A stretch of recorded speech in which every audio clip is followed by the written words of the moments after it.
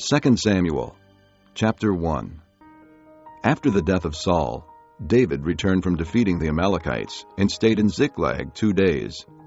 On the third day, a man arrived from Saul's camp, with his clothes torn and with dust on his head. When he came to David, he fell to the ground to pay him honor. "Where have you come from?" David asked him. He answered, "I have escaped from the Israelite camp." "What happened?" David asked. "Tell me." He said, "The men fled from the battle. Many of them fell and died, and Saul and his son Jonathan are dead." Then David said to the young man who brought him the report, "How do you know that Saul and his son Jonathan are dead?" "I happened to be on Mount Gilboa," the young man said, "and there was Saul, leaning on his spear, with the chariots and riders almost upon him. When he turned around and saw me, he called out to me, and I said, 'What can I do?' He asked me, 'Who are you?' 'An Amalekite,' I answered. Then he said to me, 'Stand over me and kill me. I am in the throes of death, but I'm still alive.' So I stood over him and killed him, because I knew that after he had fallen, he could not survive. And I took the crown that was on his head and the band on his arm, and have brought them here to my lord." Then David and all the men with him took hold of their clothes and tore them. They mourned and wept and fasted till evening for Saul and his son Jonathan, and for the army of the Lord and the house of Israel, because they had fallen by the sword. David said to the young man who brought him the report, "Where are you from?" "I am the son of an alien, an Amalekite." He answered. David asked him, "Why were you not afraid to lift your hand to destroy the Lord's anointed?" Then David called one of his men and said, "Go, strike him down." So he struck him down, and he died. For David had said to him, "Your blood be on your own head. Your own mouth testified against you when you said, 'I killed the Lord's anointed.'" David took up this lament concerning Saul and his son Jonathan, and ordered that the men of Judah be taught this lament of the bow. It is written in the book of Jasher, "Your glory, O Israel, lies slain on your heights. How the mighty have fallen. Tell it not in Gath. Proclaim it not in the streets of Ashkelon. Lest the daughters of the Philistines be glad, lest the daughters of the uncircumcised rejoice. O mountains of Gilboa, may you have neither dew nor rain, nor fields that yield offerings of grain.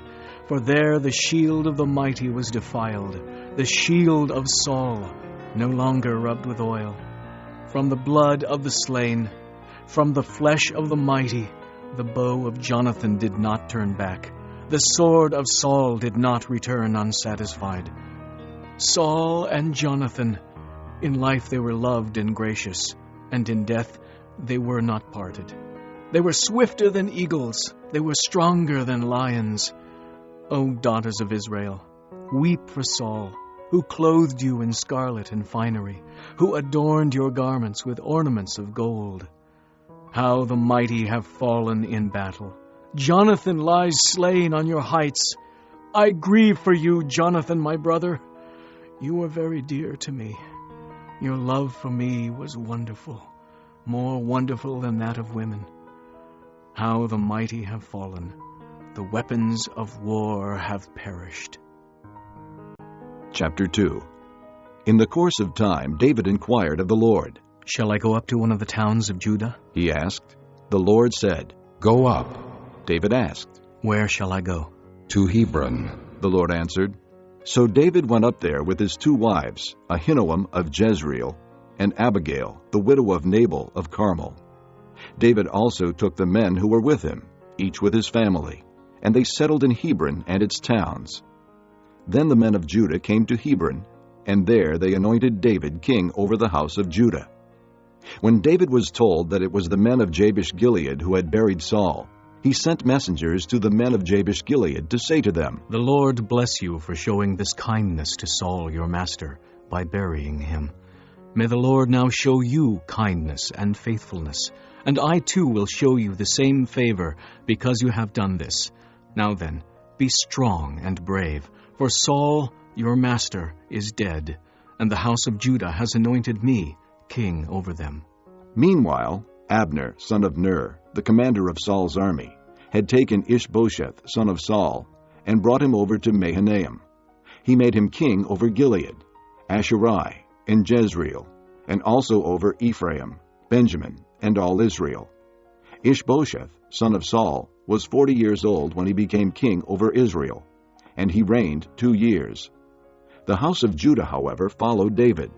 The length of time David was king in Hebron over the house of Judah was 7 years and 6 months.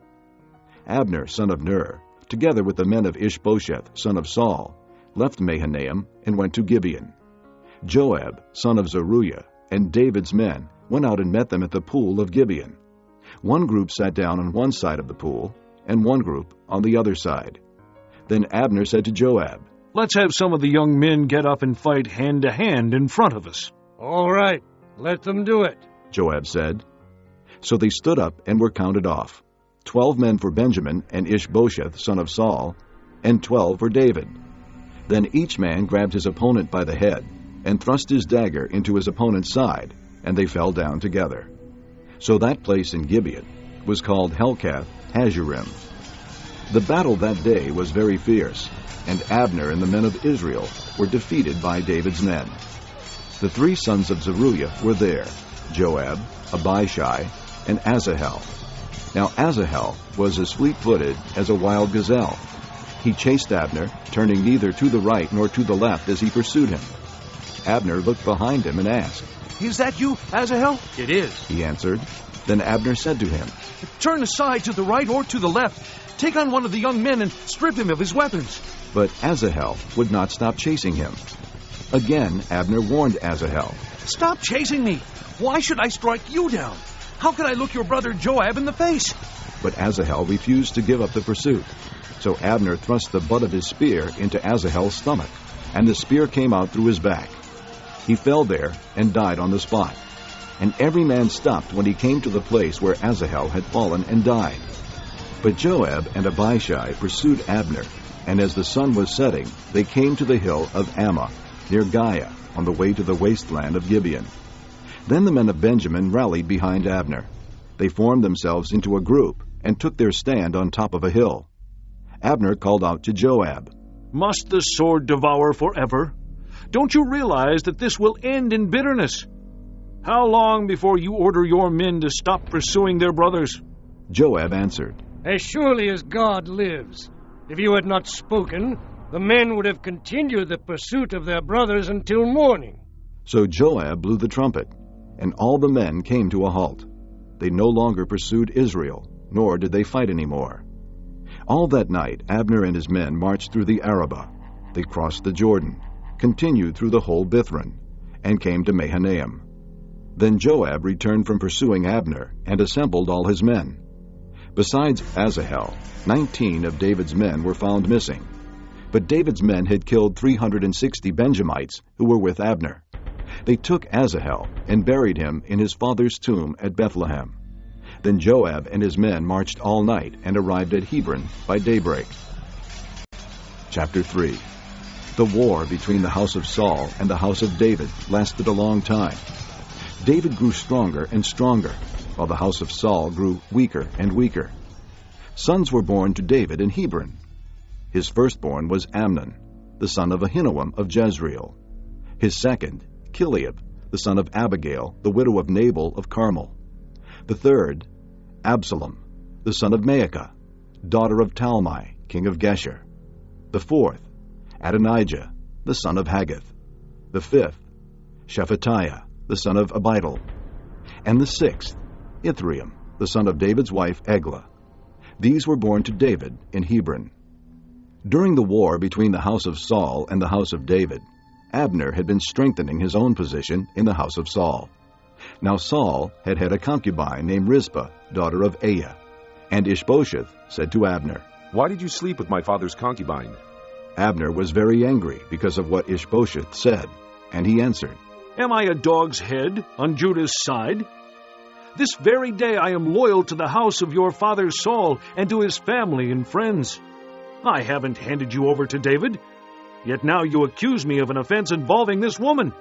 May God deal with Abner, be it ever so severely, if I do not do for David what the Lord promised him on oath, and transfer the kingdom from the house of Saul, and establish David's throne over Israel and Judah from Dan to Beersheba." Ishbosheth did not dare to say another word to Abner, because he was afraid of him. Then Abner sent messengers on his behalf to say to David, Whose land is it? Make an agreement with me, and I will help you bring all Israel over to you. Good, said David. I will make an agreement with you, but I demand one thing of you. Do not come into my presence unless you bring Michal, daughter of Saul, when you come to see me. Then David sent messengers to Ishbosheth, son of Saul, demanding, Give me my wife Michal, whom I betrothed to myself for the price of 100 Philistine foreskins. So Ishbosheth gave orders and had her taken away from her husband Paltiel, son of Laish. Her husband, however, went with her, weeping behind her, all the way to Bahurim. Then Abner said to him, Go back home. So he went back. Abner conferred with the elders of Israel and said, For some time you have wanted to make David your king. Now do it. For the Lord promised David, By my servant David I will rescue my people Israel from the hand of the Philistines, and from the hand of all their enemies. Abner also spoke to the Benjamites in person. Then he went to Hebron to tell David everything that Israel and the whole house of Benjamin wanted to do.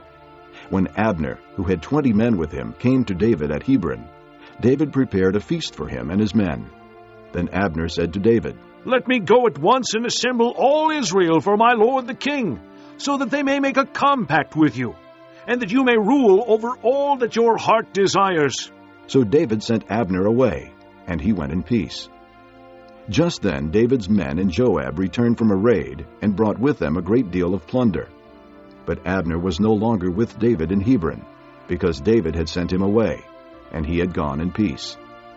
When Joab and all the soldiers with him arrived, he was told that Abner, son of Ner, had come to the king, and that the king had sent him away, and that he had gone in peace. So Joab went to the king and said, What have you done? Look, Abner came to you. Why did you let him go? Now he is gone. You know Abner, son of Ner. He came to deceive you and observe your movements and find out everything you are doing. Joab then left David and sent messengers after Abner, and they brought him back from the well of Sirah. But David did not know it. Now when Abner returned to Hebron, Joab took him aside into the gateway, as though to speak with him privately. And there, to avenge the blood of his brother Asahel, Joab stabbed him in the stomach, and he died. Later, when David heard about this, he said, I and my kingdom are forever innocent before the Lord concerning the blood of Abner, son of Ner. May his blood fall upon the head of Joab, and upon all his father's house. May Joab's house never be without someone who has a running sore, or leprosy, or who leans on a crutch, or who falls by the sword, or who lacks food. Joab and his brother Abishai murdered Abner because he had killed their brother Asahel in the battle at Gibeon. Then David said to Joab and all the people with him, Tear your clothes and put on sackcloth and walk in mourning in front of Abner. King David himself walked behind the bier. They buried Abner in Hebron, and the king wept aloud at Abner's tomb. All the people wept also. The king sang this lament for Abner. Should Abner have died as the lawless die? Your hands were not bound, your feet were not fettered. You fell as one falls before wicked men. And all the people wept over him again. Then they all came and urged David to eat something while it was still day. But David took an oath, saying, May God deal with me, be it ever so severely, if I taste bread or anything else before the sun sets. All the people took note and were pleased. Indeed, everything the king did pleased them. So on that day, all the people and all Israel knew that the king had no part in the murder of Abner, son of Ner. Then the king said to his men, Do you not realize that a prince and a great man has fallen in Israel this day? And today, though I am the anointed king, I am weak, and these sons of Zeruiah are too strong for me. May the Lord repay the evildoer according to his evil deeds. This concludes Disc 17. Chapter 4. When Ishbosheth, son of Saul, heard that Abner had died in Hebron, he lost courage, and all Israel became alarmed. Now Saul's son had 2 men who were leaders of raiding bands. One was named Baanah, and the other Rechab. They were sons of Rimmon the Beerothite, from the tribe of Benjamin. Beeroth is considered part of Benjamin, because the people of Beeroth fled to Gittaim and have lived there as aliens to this day. Jonathan, son of Saul, had a son who was lame in both feet. He was 5 years old when the news about Saul and Jonathan came from Jezreel. His nurse picked him up and fled, but as she hurried to leave, he fell and became crippled. His name was Mephibosheth. Now Rechab and Baanah, the sons of Rimmon the Beerothite, set out for the house of Ishbosheth. And they arrived there in the heat of the day, while he was taking his noonday rest. They went into the inner part of the house, as if to get some wheat, and they stabbed him in the stomach. Then Rechab and his brother Baanah slipped away. They had gone into the house while he was lying on the bed in his bedroom. After they stabbed and killed him, they cut off his head. Taking it with them, they traveled all night by way of the Arabah. They brought the head of Ishbosheth to David at Hebron, and said to the king, "Here is the head of Ishbosheth, son of Saul, your enemy, who tried to take your life. This day the Lord has avenged my lord the king against Saul and his offspring." David answered Rechab and his brother Baanah, the sons of Rimmon the Beerothite, As surely as the Lord lives, who has delivered me out of all trouble, when a man told me Saul is dead, and thought he was bringing good news, I seized him and put him to death in Ziklag. That was the reward I gave him for his news. How much more, when wicked men have killed an innocent man in his own house and on his own bed, should I not now demand his blood from your hand and rid the earth of you? So David gave an order to his men, and they killed them. They cut off their hands and feet, and hung the bodies by the pool in Hebron. But they took the head of Ishbosheth, and buried it in Abner's tomb at Hebron. Chapter 5. All the tribes of Israel came to David at Hebron and said, "We are your own flesh and blood. In the past, while Saul was king over us, you were the one who led Israel on their military campaigns. And the Lord said to you, 'You will shepherd my people Israel, and you will become their ruler.'" When all the elders of Israel had come to King David at Hebron, the king made a compact with them at Hebron before the Lord, and they anointed David king over Israel. David was 30 years old when he became king, and he reigned 40 years.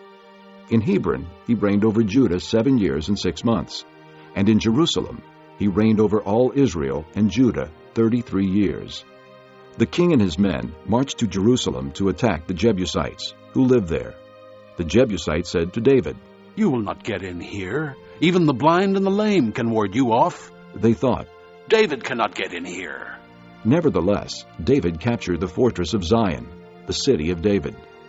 On that day, David said, Anyone who conquers the Jebusites will have to use the water shaft to reach those lame and blind who are David's enemies. That is why they say, the blind and lame will not enter the palace. David then took up residence in the fortress and called it the City of David. He built up the area around it, from the supporting terraces inward, and he became more and more powerful, because the Lord God Almighty was with him. Now Hiram, king of Tyre, sent messengers to David along with cedar logs and carpenters and stonemasons, and they built a palace for David. And David knew that the Lord had established him as king over Israel, and had exalted his kingdom for the sake of his people Israel. After he left Hebron, David took more concubines and wives in Jerusalem, and more sons and daughters were born to him. These are the names of the children born to him there: Shemua, Shobab, Nathan, Solomon, Ibhar, Elishua, Nepheg, Japhiah, Elishama, Eliada, and Eliphalet.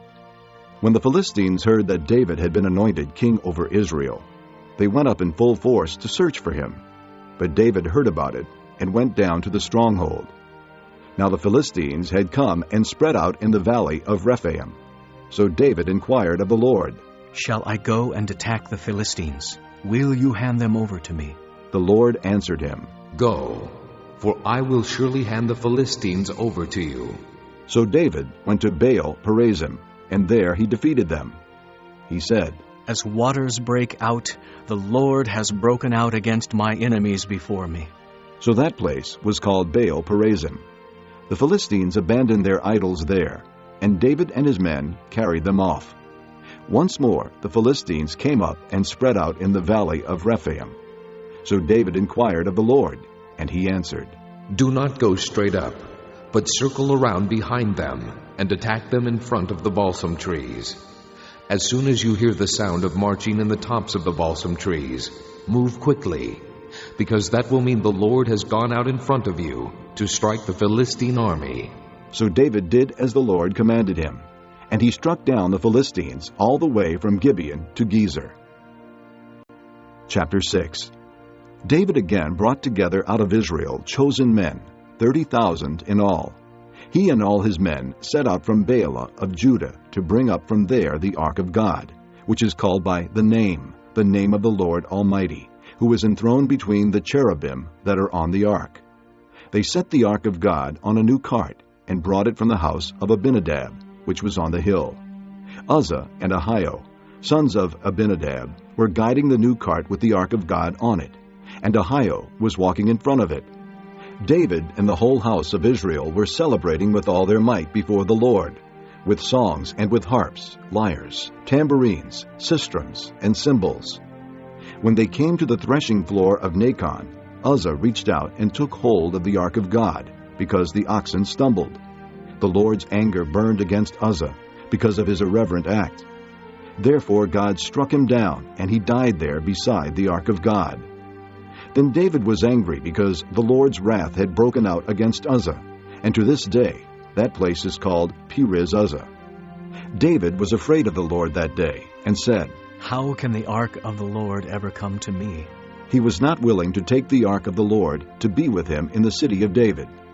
Instead, he took it aside to the house of Obed-Edom the Gittite. The ark of the Lord remained in the house of Obed-Edom the Gittite for 3 months, and the Lord blessed him and his entire household. Now King David was told, The Lord has blessed the household of Obed-Edom and everything he has because of the ark of God. So David went down and brought up the ark of God from the house of Obed-Edom to the city of David with rejoicing. When those who were carrying the ark of the Lord had taken 6 steps, he sacrificed a bull and a fattened calf. David, wearing a linen ephod, danced before the Lord with all his might, while he and the entire house of Israel brought up the ark of the Lord with shouts and the sound of trumpets. As the ark of the Lord was entering the city of David, Michal, daughter of Saul, watched from a window. And when she saw King David leaping and dancing before the Lord, she despised him in her heart. They brought the ark of the Lord and set it in its place inside the tent that David had pitched for it. And David sacrificed burnt offerings and fellowship offerings before the Lord. After he had finished sacrificing the burnt offerings and fellowship offerings, he blessed the people in the name of the Lord Almighty. Then he gave a loaf of bread, a cake of dates, and a cake of raisins to each person in the whole crowd of Israelites, both men and women. And all the people went to their homes. When David returned home to bless his household, Michal, daughter of Saul, came out to meet him and said, How the king of Israel has distinguished himself today, disrobing in the sight of the slave girls of his servants, as any vulgar fellow would. David said to Michal, It was before the Lord who chose me rather than your father, or anyone from his house, when he appointed me ruler over the Lord's people, Israel. I will celebrate before the Lord. I will become even more undignified than this, and I will be humiliated in my own eyes. But by these slave girls you spoke of, I will be held in honor. And Michal, daughter of Saul, had no children to the day of her death. Chapter 7. After the king was settled in his palace, and the Lord had given him rest from all his enemies around him, he said to Nathan the prophet, Here I am, living in a palace of cedar, while the ark of God remains in a tent. Nathan replied to the king, Whatever you have in mind, go ahead and do it, for the Lord is with you. That night the word of the Lord came to Nathan, saying, Go and tell my servant David, this is what the Lord says. Are you the one to build me a house to dwell in? I have not dwelt in a house from the day I brought the Israelites up out of Egypt to this day. I have been moving from place to place with a tent as my dwelling. Wherever I have moved with all the Israelites, did I ever say to any of their rulers, whom I commanded to shepherd my people Israel, why have you not built me a house of cedar? Now then, tell my servant David, this is what the Lord Almighty says. I took you from the pasture and from following the flock to be ruler over my people Israel. I have been with you wherever you have gone, and I have cut off all your enemies from before you. Now I will make your name great, like the names of the greatest men of the earth. And I will provide a place for my people Israel, and will plant them so that they can have a home of their own, and no longer be disturbed. Wicked people will not oppress them anymore, as they did at the beginning, and have done ever since the time I appointed leaders over my people Israel. I will also give you rest from all your enemies. The Lord declares to you that the Lord himself will establish a house for you. When your days are over and you rest with your fathers, I will raise up your offspring to succeed you, who will come from your own body, and I will establish his kingdom. He is the one who will build a house for my name, and I will establish the throne of his kingdom forever. I will be his father, and he will be my son. When he does wrong, I will punish him with the rod of men, with floggings inflicted by men. But my love will never be taken away from him, as I took it away from Saul, whom I removed from before you. Your house and your kingdom will endure forever before me. Your throne will be established forever. Nathan reported to David all the words of this entire revelation. Then King David went in and sat before the Lord, and he said, Who am I, O sovereign Lord, and what is my family, that you have brought me this far? And as if this were not enough in your sight, O sovereign Lord, you have also spoken about the future of the house of your servant. Is this your usual way of dealing with man, O sovereign Lord?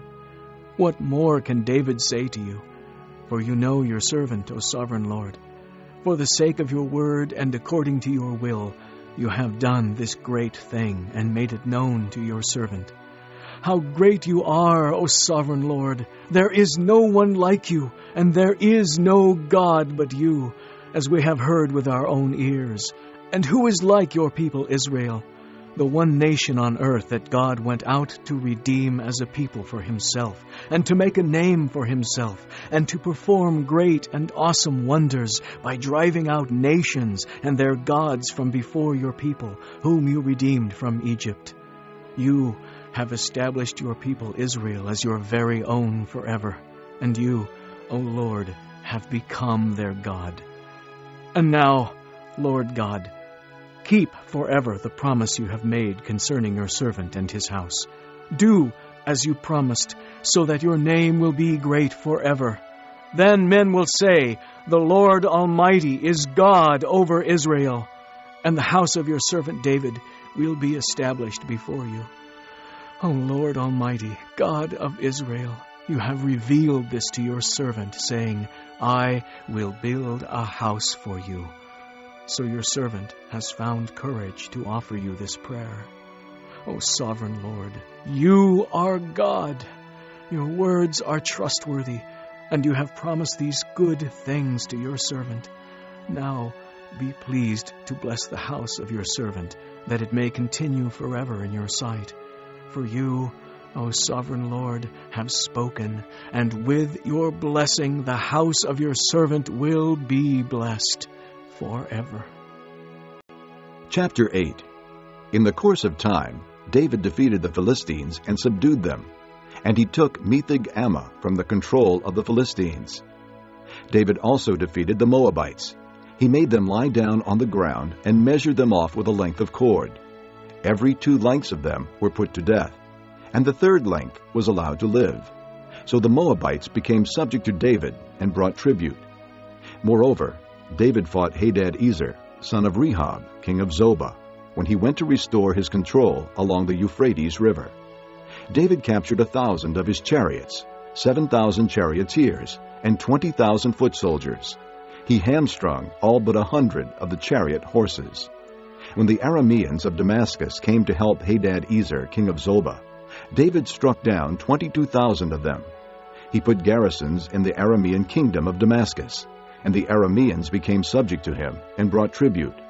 The Lord gave David victory wherever he went. David took the gold shields that belonged to the officers of Hadad-ezer and brought them to Jerusalem. From Tebah and Berothai, towns that belonged to Hadad-ezer, King David took a great quantity of bronze. When Tu, king of Hamath, heard that David had defeated the entire army of Hadad-ezer, he sent his son Joram to King David to greet him and congratulate him on his victory in battle over Hadad-ezer, who had been at war with Tu. Joram brought with him articles of silver and gold and bronze. King David dedicated these articles to the Lord, as he had done with the silver and gold from all the nations he had subdued: Edom and Moab, the Ammonites and the Philistines, and Amalek. He also dedicated the plunder taken from Hadad-ezer, son of Rehob, king of Zobah. And David became famous after he returned from striking down 18,000 Edomites in the Valley of Salt. He put garrisons throughout Edom, and all the Edomites became subject to David. The Lord gave David victory wherever he went. David reigned over all Israel, doing what was just and right for all his people. Joab, son of Zeruiah, was over the army. Jehoshaphat, son of Ahilud, was recorder. Zadok, son of Ahitub, and Ahimelech, son of Abiathar, were priests. Seraiah was secretary. Benaiah, son of Jehoiada, was over the Kerethites and Pelethites. And David's sons were royal advisers. Chapter 9. David asked, "Is there anyone still left of the house of Saul to whom I can show kindness for Jonathan's sake?"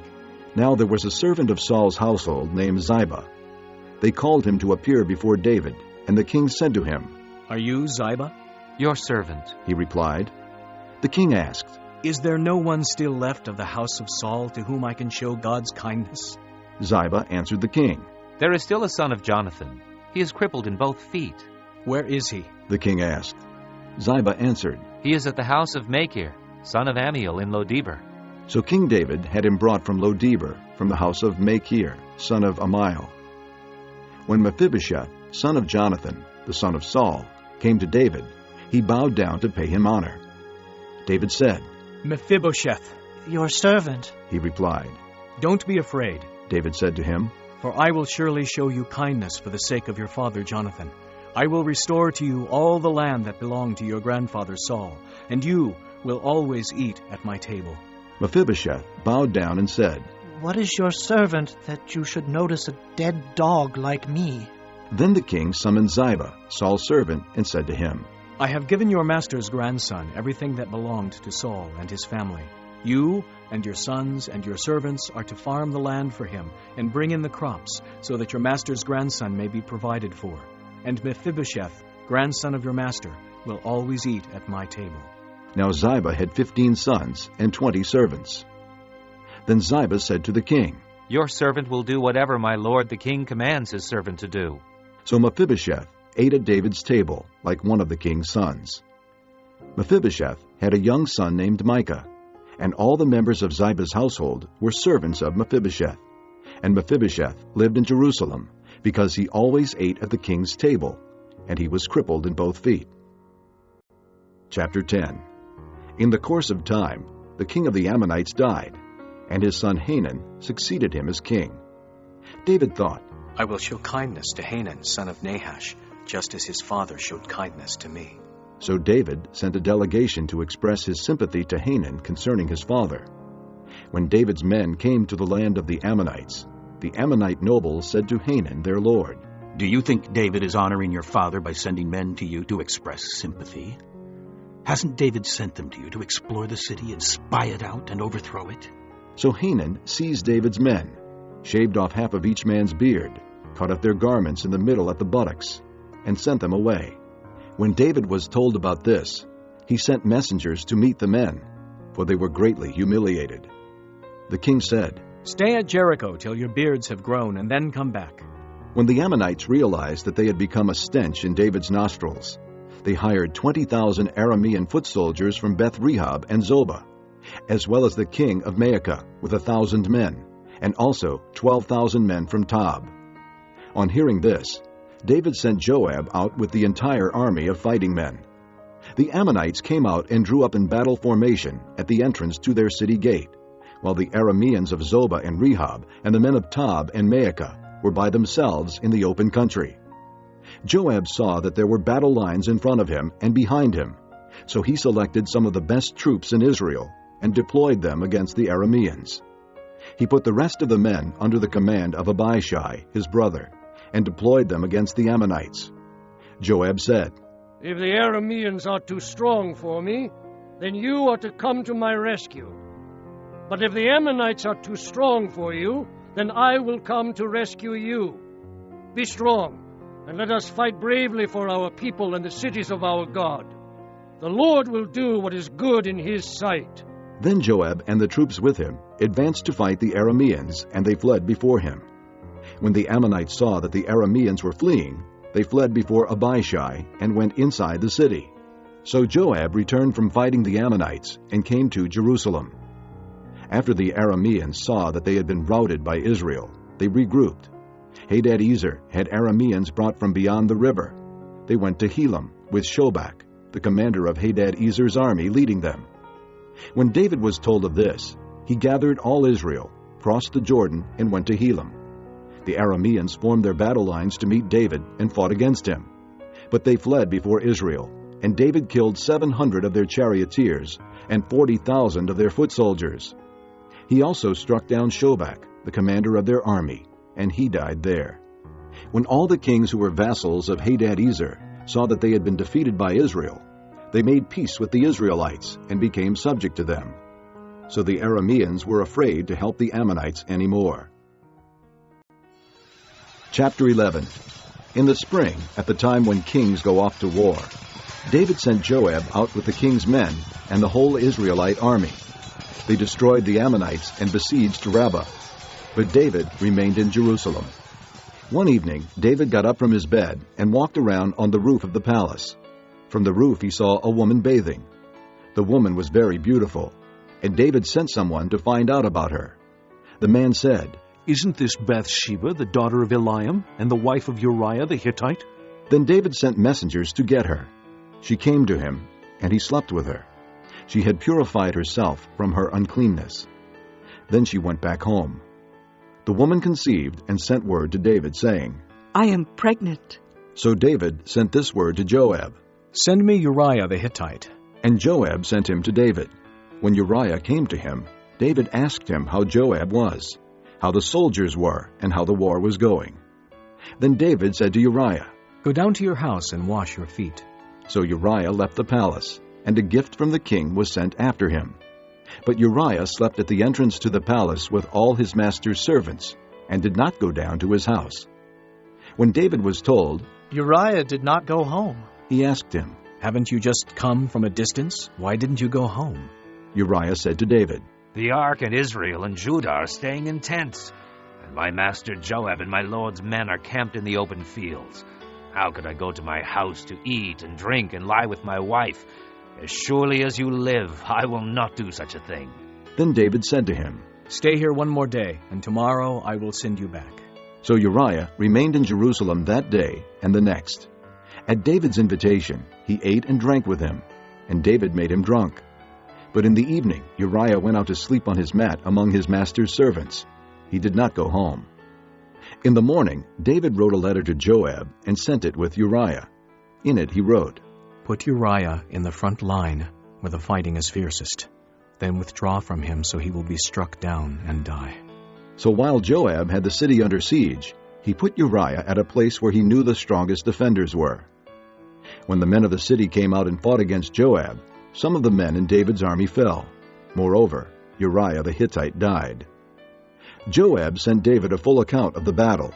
He instructed the messenger, "When you have finished giving the king this account of the battle, the king's anger may flare up, and he may ask you, 'Why did you get so close to the city to fight?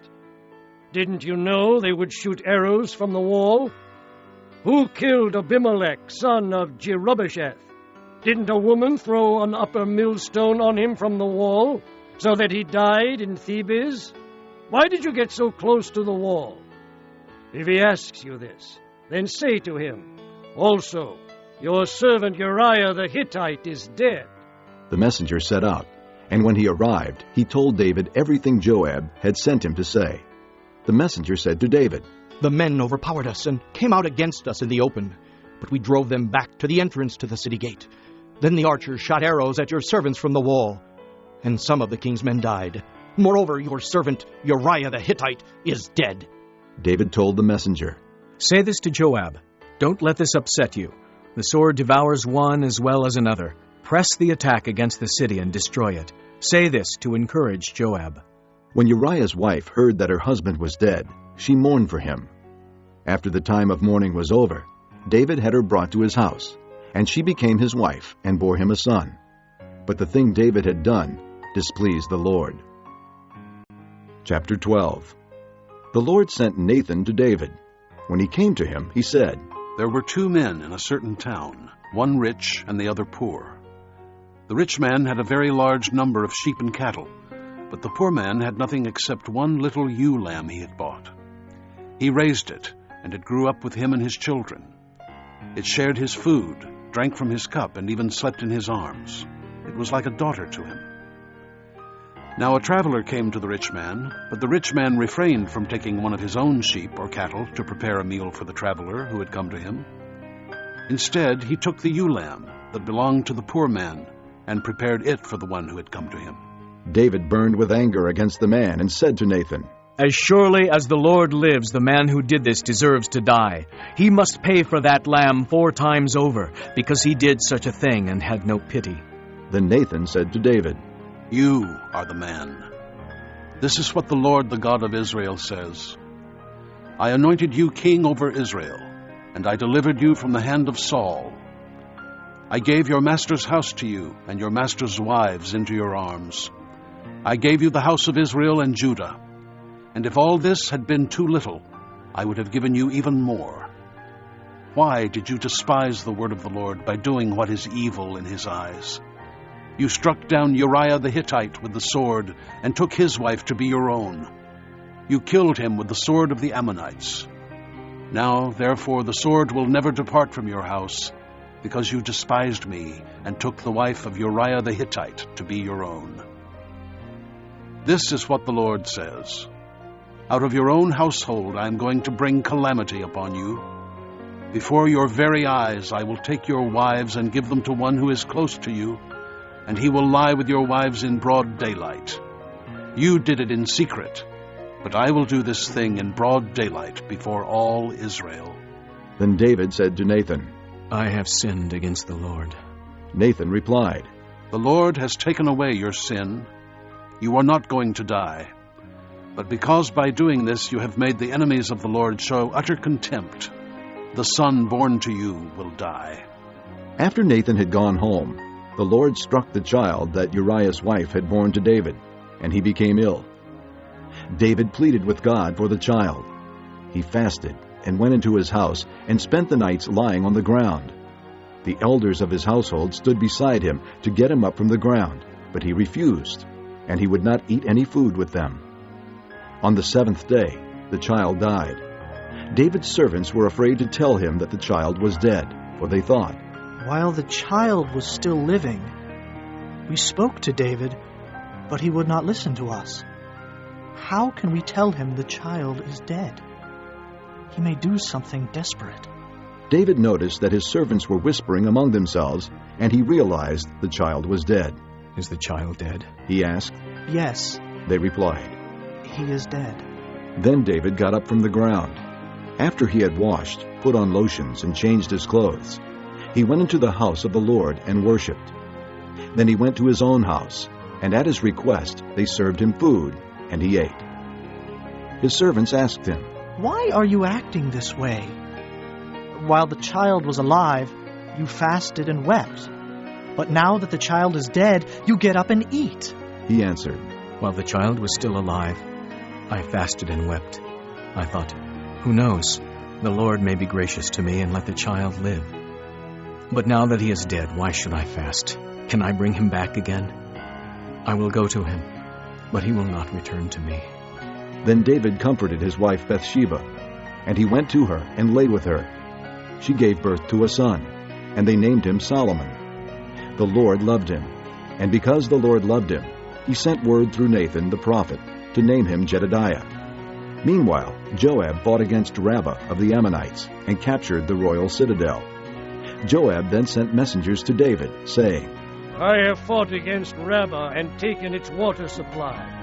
Now muster the rest of the troops and besiege the city and capture it. Otherwise I will take the city, and it will be named after me. So David mustered the entire army and went to Rabbah and attacked and captured it. He took the crown from the head of their king.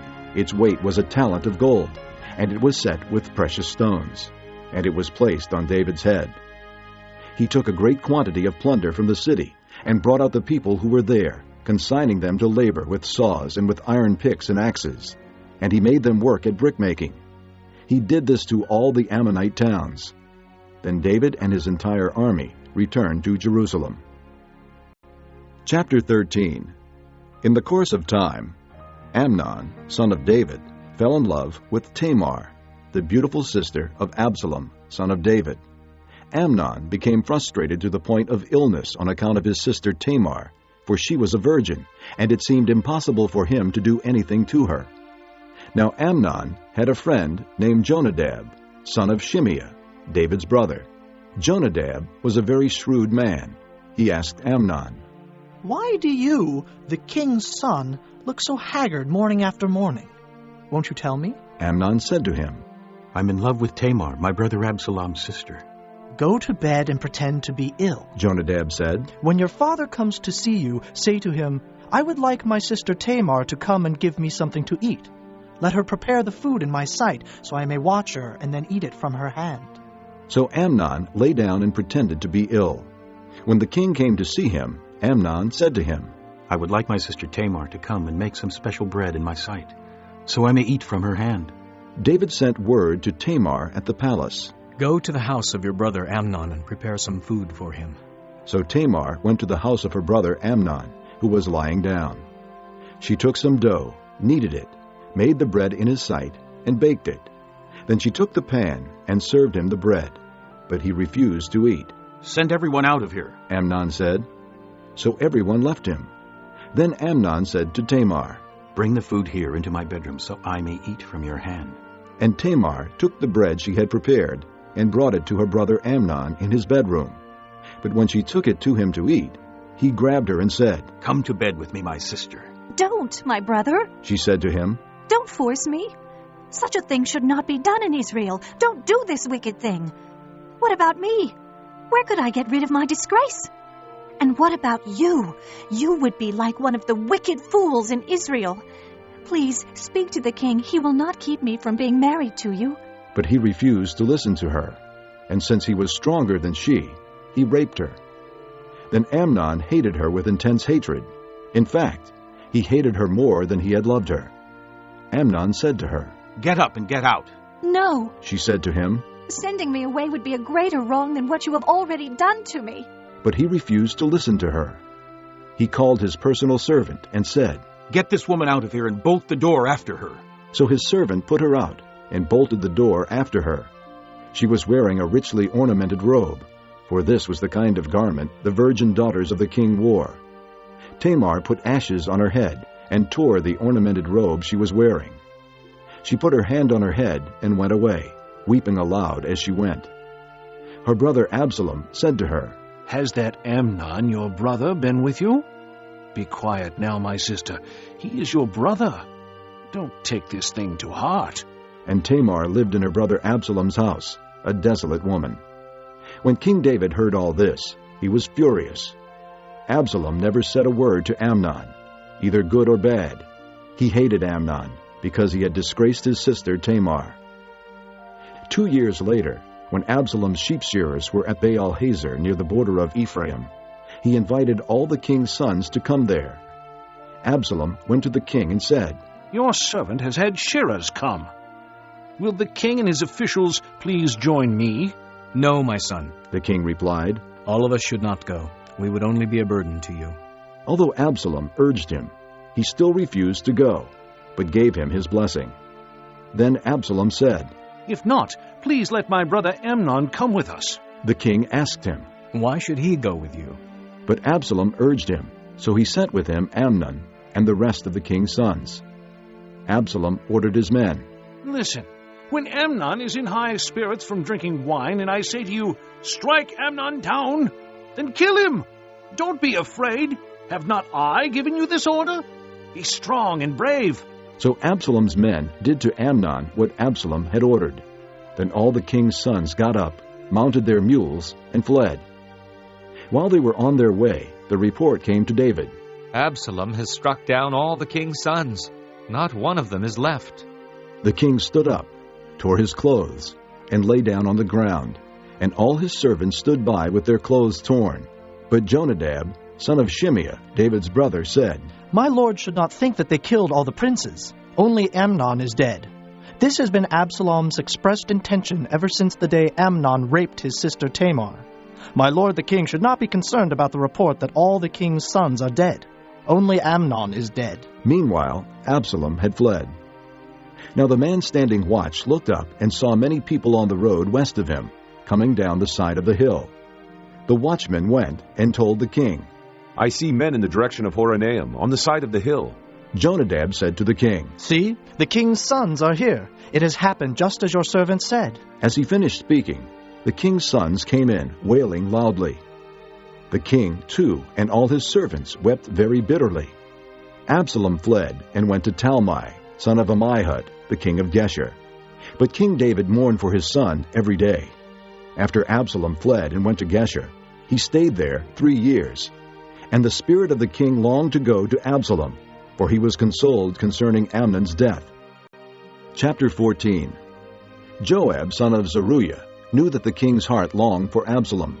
So Joab sent someone to Tekoa, and had a wise woman brought from there. He said to her, "Pretend you are in mourning. Dress in mourning clothes, and don't use any cosmetic lotions. Act like a woman who has spent many days grieving for the dead. Then go to the king and speak these words to him." And Joab put the words in her mouth. When the woman from Tekoa went to the king, she fell with her face to the ground to pay him honor, and she said, "Help me, O king." The king asked her, "What is troubling you?" She said, "I am indeed a widow. My husband is dead. I, your servant, had 2 sons. They got into a fight with each other in the field, and no one was there to separate them. One struck the other and killed him. Now the whole clan has risen up against your servant. They say, 'Hand over the one who struck his brother down, so that we may put him to death for the life of his brother whom he killed. Then we will get rid of the heir as well.'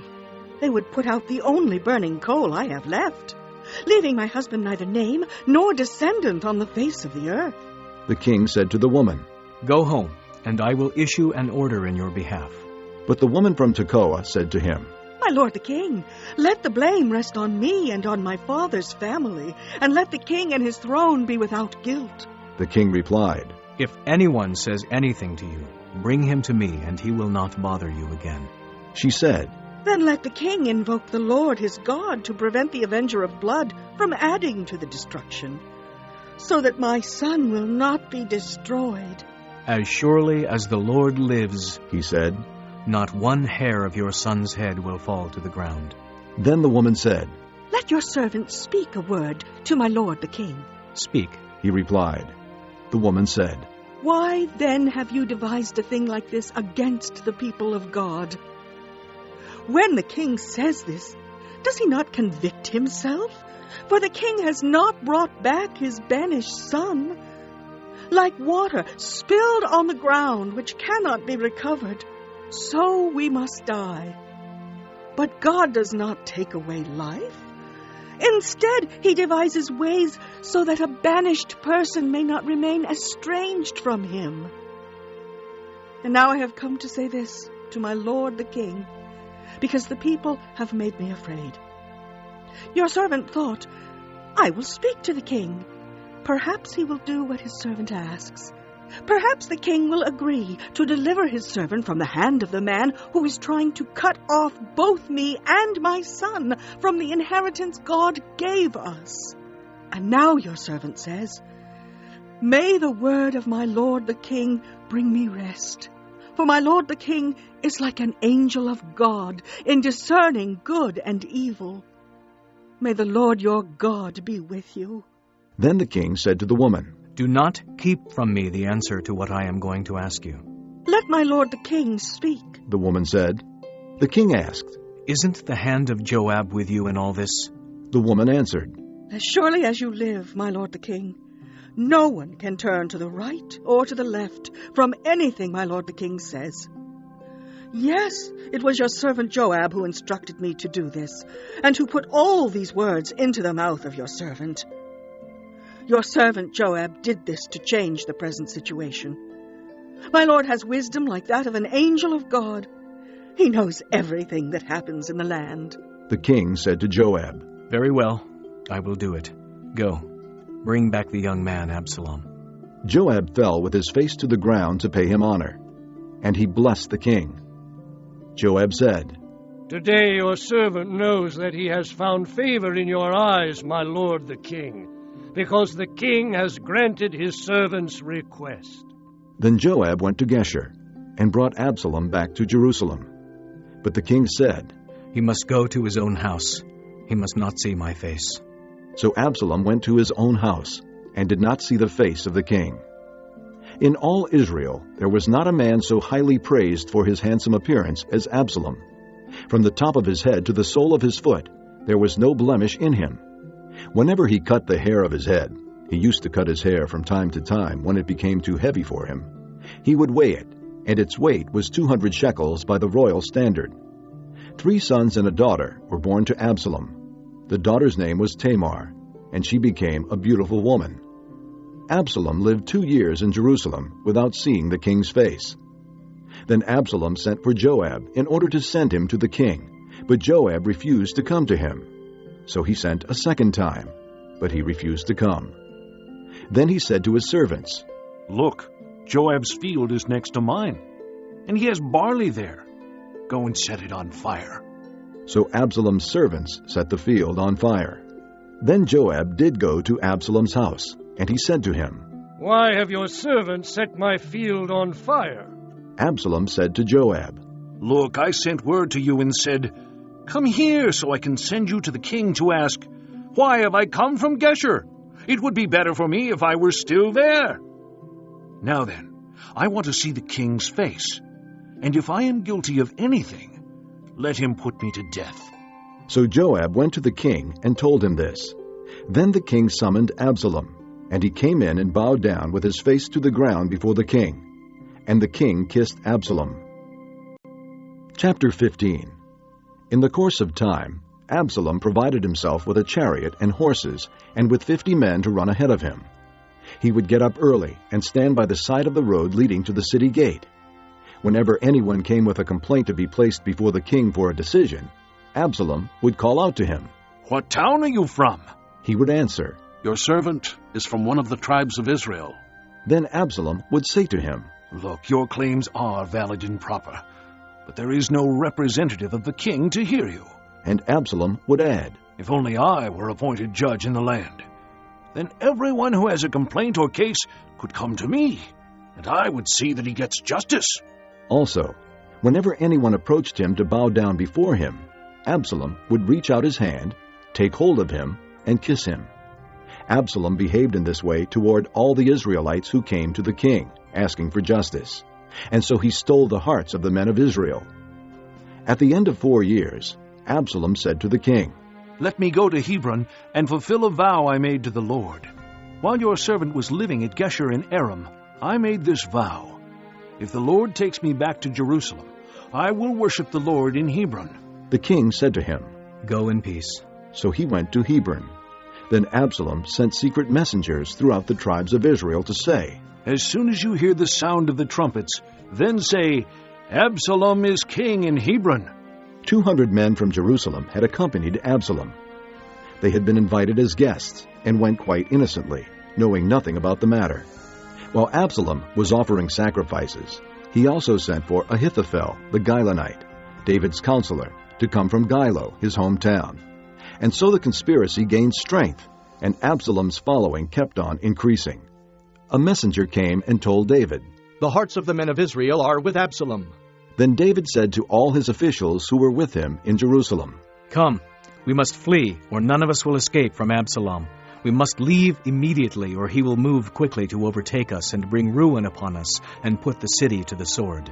The king's officials answered him, "Your servants are ready to do whatever our lord the king chooses." The king set out, with his entire household following him. But he left 10 concubines to take care of the palace. So the king set out, with all the people following him, and they halted at a place some distance away. All his men marched past him, along with all the Kerethites and Pelethites, and all the 600 Gittites, who had accompanied him from Gath, marched before the king. The king said to Ittai the Gittite, "Why should you come along with us? Go back and stay with King Absalom. You are a foreigner and exile from your homeland. You came only yesterday, and today shall I make you wander about with us, when I do not know where I am going? Go back and take your countrymen. May kindness and faithfulness be with you." But Ittai replied to the king, "As surely as the Lord lives, and as my lord the king lives, wherever my lord the king may be, whether it means life or death, there will your servant be." David said to Ittai, "Go ahead, march on." So Ittai the Gittite marched on with all his men and the families that were with him. The whole countryside wept aloud as all the people passed by. The king also crossed the Kidron Valley, and all the people moved on toward the desert. Zadok was there too, and all the Levites who were with him were carrying the Ark of the Covenant of God. They set down the Ark of God, and Abiathar offered sacrifices until all the people had finished leaving the city. Then the king said to Zadok, "Take the Ark of God back into the city. If I find favor in the Lord's eyes, he will bring me back and let me see it and his dwelling place again. But if he says, 'I am not pleased with you,' then I am ready. Let him do to me whatever seems good to him." The king also said to Zadok the priest, "Aren't you a seer? Go back to the city in peace with your son Ahimaaz and Jonathan, son of Abiathar. You and Abiathar take your 2 sons with you. I will wait at the fords in the desert until word comes from you to inform me." So Zadok and Abiathar took the Ark of God back to Jerusalem and stayed there. But David continued up the Mount of Olives, weeping as he went. His head was covered, and he was barefoot. All the people with him covered their heads too, and were weeping as they went up. Now David had been told, "Ahithophel is among the conspirators with Absalom." So David prayed, "O Lord, turn Ahithophel's counsel into foolishness." When David arrived at the summit, where people used to worship God, Hushai the Archite was there to meet him, his robe torn and dust on his head. David said to him, "If you go with me, you will be a burden to me. But if you return to the city and say to Absalom, 'I will be your servant, O king. I was your father's servant in the past, but now I will be your servant,' then you can help me by frustrating Ahithophel's advice. Won't the priests Zadok and Abiathar be there with you? Tell them anything you hear in the king's palace. Their 2 sons, Ahimaaz, son of Zadok, and Jonathan, son of Abiathar, are there with them. Send them to me with anything you hear." So David's friend Hushai arrived at Jerusalem as Absalom was entering the city. Chapter 16. When David had gone a short distance beyond the summit, there was Ziba, the steward of Mephibosheth, waiting to meet him. He had a string of donkeys saddled and loaded with 200 loaves of bread, 100 cakes of raisins, 100 cakes of figs, and a skin of wine. The king asked Ziba, "Why have you brought these?" Ziba answered, "The donkeys are for the king's household to ride on. The bread and fruit are for the men to eat, and the wine is to refresh those who become exhausted in the desert." The king then asked, "Where is your master's grandson?" Ziba said to him, "He is staying in Jerusalem, because he thinks, 'Today the house of Israel will give me back my grandfather's kingdom.'" Then the king said to Ziba, "All that belonged to Mephibosheth is now yours." "I humbly bow," Ziba said. "May I find favor in your eyes, my lord the king." As King David approached Bahurim, a man from the same clan as Saul's family came out from there.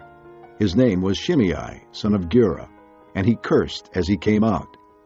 He pelted David and all the king's officials with stones, though all the troops and the special guard were on David's right and left. As he cursed, Shimei said, "Get out! Get out, you man of blood, you scoundrel! The Lord has repaid you for all the blood you shed in the household of Saul, in whose place you have reigned. The Lord has handed the kingdom over to your son Absalom. You have come to ruin because you are a man of blood. Then Abishai, son of Zeruiah, said to the king, Why should this dead dog curse my lord the king? Let me go over and cut off his head. But the king said, What do you and I have in common, you sons of Zeruiah? If he is cursing because the Lord said to him, Curse David, who can ask, Why do you do this? David then said to Abishai and all his officials, My son, who is of my own flesh, is trying to take my life. How much more then this Benjamite? Leave him alone. Let him curse, for the Lord has told him to. It may be that the Lord will see my distress and repay me with good for the cursing I am receiving today. So David and his men continued along the road, while Shimei was going along the hillside opposite him, cursing as he went, and throwing stones at him, and showering him with dirt. The king and all the people with him arrived at their destination exhausted, and there he refreshed himself. Meanwhile, Absalom and all the men of Israel came to Jerusalem, and Ahithophel was with him. Then Hushai the Archite, David's friend, went to Absalom and said to him, Long live the king! Long live the king! Absalom asked Hushai, Is this the love you show your friend? Why didn't you go with your friend? Hushai said to Absalom, No. The one chosen by the Lord, by these people, and by all the men of Israel, his I will be, and I will remain with him. Furthermore, whom should I serve? Should I not serve the son? Just as I served your father, so I will serve you. Absalom said to Ahithophel, Give us your advice. What should we do? Ahithophel answered, Lie with your father's concubines, whom he left to take care of the palace. Then all Israel will hear that you have made yourself a stench in your father's nostrils, and the hands of everyone with you will be strengthened. So they pitched a tent for Absalom on the roof, and he lay with his father's concubines in the sight of all Israel. Now in those days the advice Ahithophel gave was like that of one who inquires of God. That was how both David and Absalom regarded all of Ahithophel's advice. Chapter 17. Ahithophel said to Absalom, I would choose 12,000 men and set out tonight in pursuit of David. I would attack him while he is weary and weak. I would strike him with terror, and then all the people with him will flee. I would strike down only the king and bring all the people back to you. The death of the man you seek will mean the return of all. All the people will be unharmed. This plan seemed good to Absalom and to all the elders of Israel. But Absalom said, Summon also Hushai the Archite, so we can hear what he has to say. When Hushai came to him, Absalom said, Ahithophel has given this advice. Should we do what he says? If not, give us your opinion. Hushai replied to Absalom, The advice Ahithophel has given is not good this time. You know your father and his men. They are fighters, and as fierce as a wild bear robbed of her cubs. Besides, your father is an experienced fighter. He will not spend the night with the troops. Even now, he is hidden in a cave or some other place. If he should attack your troops first, whoever hears about it will say, There has been a slaughter among the troops who follow Absalom. Then even the bravest soldier, whose heart is like the heart of a lion, will melt with fear. For all Israel knows that your father is a fighter, and that those with him are brave. So I advise you, let all Israel, from Dan to Beersheba, as numerous as the sand on the seashore, be gathered to you, with you yourself leading them into battle. Then we will attack him wherever he may be found, and we will fall on him as dew settles on the ground. Neither he nor any of his men will be left alive. If he withdraws into a city, then all Israel will bring ropes to that city, and we will drag it down to the valley until not even a piece of it can be found. Absalom and all the men of Israel said, The advice of Hushai the Archite is better than that of Ahithophel. For the Lord had determined to frustrate the good advice of Ahithophel in order to bring disaster on Absalom. Hushai told Zadok and Abiathar the priests, Ahithophel has advised Absalom and the elders of Israel to do such and such, but I have advised them to do so and so. Now send a message immediately and tell David, Do not spend the night at the fords in the desert. Cross over without fail, or the king and all the people with him will be swallowed up. Jonathan and Ahimaaz were staying at Enrogel. A servant girl was to go and inform them, and they were to go and tell King David, for they could not risk being seen entering the city. But a young man saw them and told Absalom. So the two of them left quickly and went to the house of a man in Bahurim. He had a well in his courtyard, and they climbed down into it. His wife took a covering and spread it out over the opening of the well and scattered grain over it. No one knew anything about it. When Absalom's men came to the woman at the house, they asked, "Where are Ahimaaz and Jonathan?" The woman answered them, "They crossed over the brook." The men searched but found no one, so they returned to Jerusalem. After the men had gone, the two climbed out of the well and went to inform King David. They said to him, "Set out and cross the river at once. Ahithophel has advised such and such against you." So David and all the people with him set out and crossed the Jordan. By daybreak, no one was left who had not crossed the Jordan. When Ahithophel saw that his advice had not been followed, he saddled his donkey and set out for his house in his hometown. He put his house in order and then hanged himself. So he died and was buried in his father's tomb. David went to Mahanaim, and Absalom crossed the Jordan with all the men of Israel. Absalom had appointed Amasa over the army in place of Joab. Amasa was the son of a man named Jether, an Israelite who had married Abigail, the daughter of Nahash, and sister of Zeruiah, the mother of Joab. The Israelites and Absalom camped in the land of Gilead. When David came to Mahanaim, Shobai, son of Nahash, from Rabbah of the Ammonites, and Machir, son of Ammiel, from Lo-debar, and Barzillai the Gileadite from Rogelim, brought bedding and bowls and articles of pottery. They also brought wheat and barley, flour and roasted grain, beans and lentils, honey and curds, sheep, and cheese from cow's milk for David and his people to eat. For they said, "The people have become hungry and tired and thirsty in the desert." Chapter 18. David mustered the men who were with him, and appointed over them commanders of thousands and commanders of hundreds. David sent the troops out, a third under the command of Joab, a third under Joab's brother Abishai son of Zeruiah, and a third under Ittai the Gittite. The king told the troops, "I myself will surely march out with you." But the men said, "You must not go out. If we are forced to flee, they won't care about us. Even if half of us die, they won't care. But you are worth 10,000 of us. It would be better now for you to give us support from the city." The king answered, "I will do whatever seems best to you." So the king stood beside the gate, while all the men marched out in units of hundreds and of thousands.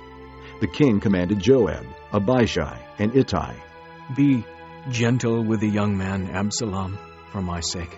And all the troops heard the king giving orders concerning Absalom to each of the commanders. The army marched into the field to fight Israel, and the battle took place in the forest of Ephraim. There the army of Israel was defeated by David's men, and the casualties that day were great, 20,000 men. The battle spread out over the whole countryside, and the forest claimed more lives that day than the sword. Now Absalom happened to meet David's men.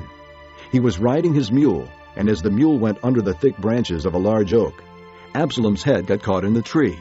He was left hanging in midair, while the mule he was riding kept on going. When one of the men saw this, he told Joab.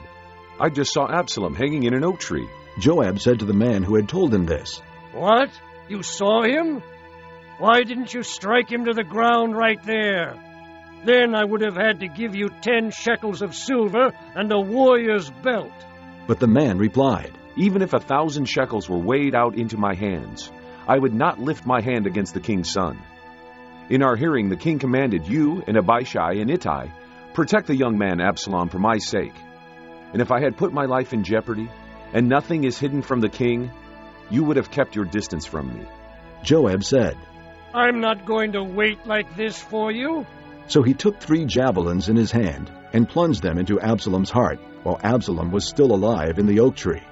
And 10 of Joab's armor-bearers surrounded Absalom, struck him, and killed him.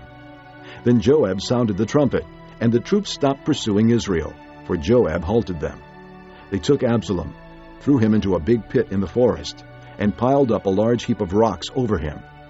Meanwhile, all the Israelites fled to their homes. During his lifetime, Absalom had taken a pillar and erected it in the king's valley as a monument to himself, for he thought, I have no son to carry on the memory of my name. He named the pillar after himself, and it is called Absalom's monument to this day.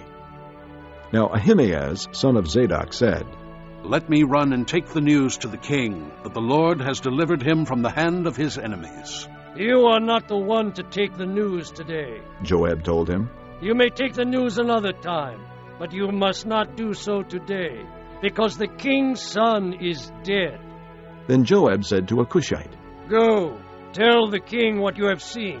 The Cushite bowed down before Joab and ran off. Ahimaaz, son of Zadok, again said to Joab, Come what may, please let me run behind the Cushite. But Joab replied, My son, why do you want to go? You don't have any news that will bring you a reward. He said, Come what may, I want to run.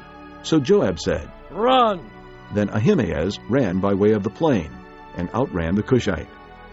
While David was sitting between the inner and outer gates, the watchman went up to the roof of the gateway by the wall.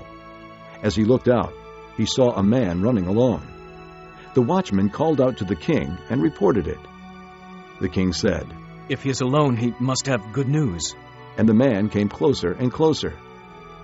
Then the watchman saw another man running, and he called down to the gatekeeper, Look, another man running alone. The king said, He must be bringing good news too. The watchman said, It seems to me that the first one runs like Ahimaaz, son of Zadok. He's a good man. The king said, He comes with good news. Then Ahimaaz called out to the king. All is well. He bowed down before the king with his face to the ground and said, Praise be to the Lord your God.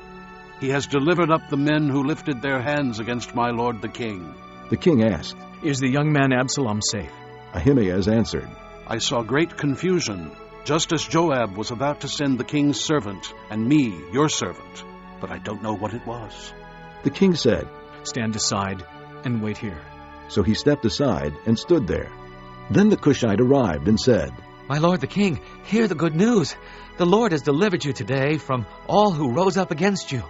The king asked the Cushite, Is the young man Absalom safe? The Cushite replied, May the enemies of my lord the king and all who rise up to harm you be like that young man. The king was shaken. He went up to the room over the gateway and wept. As he went, he said, Oh, my son Absalom, my son Absalom, if only I had died instead of you. Oh, Absalom, my son. Chapter 19. Joab was told, The king is weeping and mourning for Absalom. And for the whole army, the victory that day was turned into mourning, because on that day the troops heard it said, The king is grieving for his son. The men stole into the city that day as men steal in who are ashamed when they flee from battle. The king covered his face and cried aloud, Oh, my son Absalom! Oh, Absalom, my son, my son! Then Joab went into the house to the king and said, Today you have humiliated all your men, who have just saved your life, and the lives of your sons and daughters, and the lives of your wives and concubines. You love those who hate you, and hate those who love you. You have made it clear today that the commanders and their men mean nothing to you. I see that you would be pleased if Absalom were alive today and all of us were dead. Now go out and encourage your men. I swear by the Lord that if you don't go out, not a man will be left with you by nightfall. This will be worse for you than all the calamities that have come upon you from your youth till now. So the king got up and took his seat in the gateway. When the men were told, The king is sitting in the gateway, they all came before him. Meanwhile, the Israelites had fled to their homes. Throughout the tribes of Israel, the people were all arguing with each other, saying, The king delivered us from the hand of our enemies. He is the one who rescued us from the hand of the Philistines. But now he has fled the country because of Absalom. And Absalom, whom we anointed to rule over us, has died in battle. So why do you say nothing about bringing the king back? King David sent this message to Zadok and Abiathar, the priests. Ask the elders of Judah, why should you be the last to bring the king back to his palace, since what is being said throughout Israel has reached the king at his quarters. You are my brothers, my own flesh and blood, so why should you be the last to bring back the king? And say to Amasa, are you not my own flesh and blood? May God deal with me, be it ever so severely, if from now on you are not the commander of my army in place of Joab. He won over the hearts of all the men of Judah, as though they were one man. They sent word to the king, Return, you and all your men. Then the king returned, and went as far as the Jordan. Now the men of Judah had come to Gilgal to go out and meet the king and bring him across the Jordan.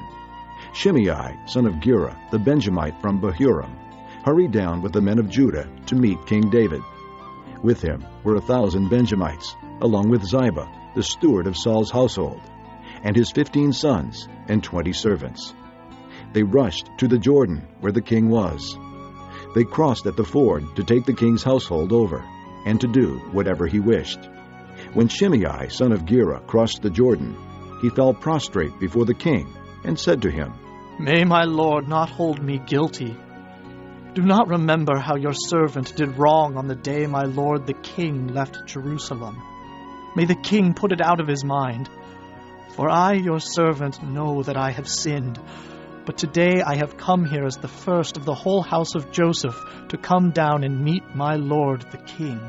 Then Abishai, son of Zeruiah, said, Shouldn't Shimei be put to death for this? He cursed the Lord's anointed. David replied, What do you and I have in common, you sons of Zeruiah? This day you have become my adversaries. Should anyone be put to death in Israel today?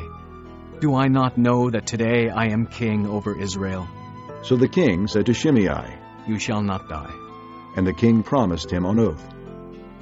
Mephibosheth, Saul's grandson, also went down to meet the king. He had not taken care of his feet, or trimmed his mustache, or washed his clothes from the day the king left until the day he returned safely.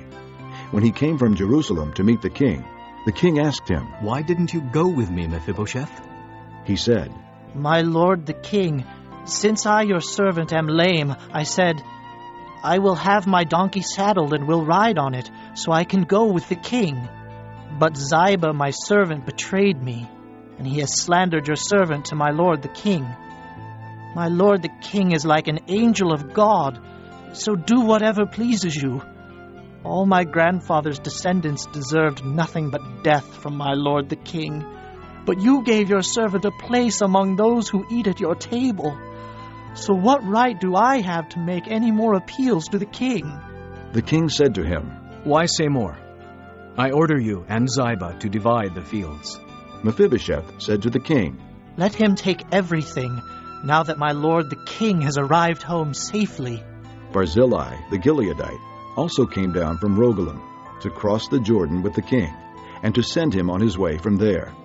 Now Barzillai was a very old man, 80 years of age. He had provided for the king during his stay in Mahanaim, for he was a very wealthy man. The king said to Barzillai, Cross over with me and stay with me in Jerusalem, and I will provide for you. But Barzillai answered the king, How many more years will I live, that I should go up to Jerusalem with the king? I am now 80 years old. Can I tell the difference between what is good and what is not? Can your servant taste what he eats and drinks? Can I still hear the voices of men and women singers? Why should your servant be an added burden to my lord the king? Your servant will cross over the Jordan with the king for a short distance, but why should the king reward me in this way? Let your servant return, that I may die in my own town, near the tomb of my father and mother. But here is your servant Kimham. Let him cross over with my lord the king. Do for him whatever pleases you. The king said, Kimham shall cross over with me, and I will do for him whatever pleases you, and anything you desire from me I will do for you. So all the people crossed the Jordan, and then the king crossed over. The king kissed Barzillai and gave him his blessing, and Barzillai returned to his home. When the king crossed over to Gilgal, Kimham crossed with him. All the troops of Judah and half the troops of Israel had taken the king over. Soon all the men of Israel were coming to the king and saying to him, Why did our brothers, the men of Judah, Steal the king away and bring him and his household across the Jordan, together with all his men. All the men of Judah answered the men of Israel, We did this because the king is closely related to us. Why are you angry about it? Have we eaten any of the king's provisions? Have we taken anything for ourselves? Then the men of Israel answered the men of Judah, We have 10 shares in the king, and besides, we have a greater claim on David than you have. So why do you treat us with contempt? Were we not the first to speak of bringing back our king? But the men of Judah responded even more harshly than the men of Israel. This concludes Disc 18. Chapter 20. Now a troublemaker named Sheba, son of Bichri, a Benjamite, happened to be there. He sounded the trumpet and shouted, We have no share in David, no part in Jesse's son. Every man to his tent, O Israel! So all the men of Israel deserted David to follow Sheba, son of Bichri. But the men of Judah stayed by their king all the way from the Jordan to Jerusalem. When David returned to his palace in Jerusalem, he took the 10 concubines he had left to take care of the palace and put them in a house under guard. He provided for them, but did not lie with them. They were kept in confinement till the day of their death, living as widows. Then the king said to Amasa, Summon the men of Judah to come to me within 3 days, and be here yourself. But when Amasa went to summon Judah, he took longer than the time the king had set for him. David said to Abishai, Now Sheba, son of Bichri, will do us more harm than Absalom did. Take your master's men and pursue him, or he will find fortified cities and escape from us. So Joab's men and the Kerethites and Pelethites and all the mighty warriors went out under the command of Abishai. They marched out from Jerusalem to pursue Sheba, son of Bichri. While they were at the great rock in Gibeon, Amasa came to meet them. Joab was wearing his military tunic, and strapped over it at his waist was a belt with a dagger in its sheath. As he stepped forward, it dropped out of its sheath. Joab said to Amasa, How are you, my brother? Then Joab took Amasa by the beard with his right hand to kiss him. Amasa was not on his guard against the dagger in Joab's hand, and Joab plunged it into his belly, and his intestines spilled out on the ground. Without being stabbed again, Amasa died. Then Joab and his brother Abishai pursued Sheba, son of Bichri. One of Joab's men stood beside Amasa and said, Whoever favors Joab, and whoever is for David, let him follow Joab. Amasa lay wallowing in his blood in the middle of the road, and the man saw that all the troops came to a halt there. When he realized that everyone who came up to Amasa stopped, he dragged him from the road into a field and threw a garment over him. After Amasa had been removed from the road, all the men went on with Joab to pursue Sheba, son of Bichri. Sheba passed through all the tribes of Israel to Abel-Beth-Maachah, and through the entire region of the Berites, who gathered together and followed him. All the troops with Joab came and besieged Sheba in Abel-Beth-Maachah. They built a siege ramp up to the city, and it stood against the outer fortifications. While they were battering the wall to bring it down, a wise woman called from the city, Listen, listen. Tell Joab to come here so I can speak to him. He went toward her, and she asked, Are you Joab? I am. He answered. She said, Listen to what your servant has to say. I'm listening. He said. She continued, Long ago they used to say, Get your answer at Abel, and that settled it. We are the peaceful and faithful in Israel. You are trying to destroy a city that is a mother in Israel. Why do you want to swallow up the Lord's inheritance? Far be it from me. Joab replied. Far be it from me to swallow up or destroy. That is not the case.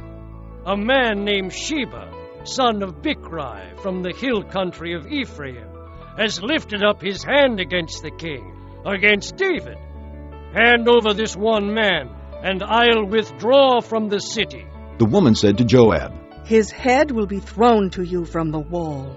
Then the woman went to all the people with her wise advice, and they cut off the head of Sheba son of Bichri and threw it to Joab.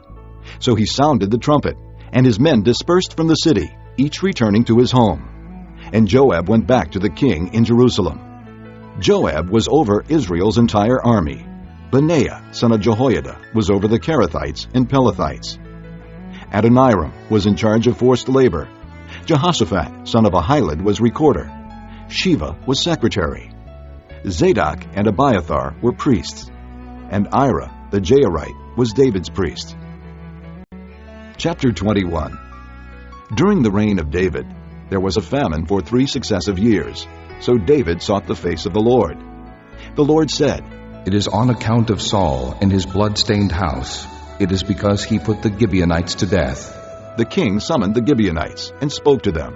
Now the Gibeonites were not a part of Israel, but were survivors of the Amorites. The Israelites had sworn to spare them, but Saul, in his zeal for Israel and Judah, had tried to annihilate them. David asked the Gibeonites, "What shall I do for you? How shall I make amends so that you will bless the Lord's inheritance?" The Gibeonites answered him, "We have no right to demand silver or gold from Saul or his family, nor do we have the right to put anyone in Israel to death." "What do you want me to do for you?" David asked. They answered the king, "As for the man who destroyed us and plotted against us, so that we have been decimated and have no place anywhere in Israel, let 7 of his male descendants be given to us to be killed and exposed before the Lord at Gibeah of Saul, the Lord's chosen one."